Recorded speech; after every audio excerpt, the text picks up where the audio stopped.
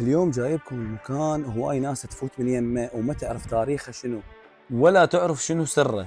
هذا قبر امرأة كانت من أقوى نساء الدولة العباسية.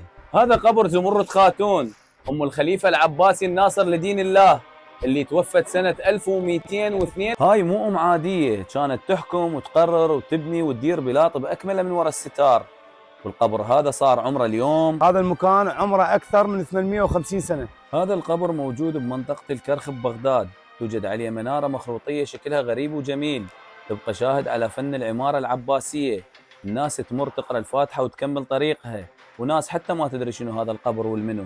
واكو مسجد اسمه مسجد زمرد خاتون، هذا المسجد ظل مهجور وما عليه تسليط اعلامي كافي، رغم انه هو جزء من تاريخنا وهويتنا. ام الخليفه الناصر لدين الله العباسي، هاي كانت ملكه بمعنى الكلمه، مدفونه هنا بس اسمها بعد حي.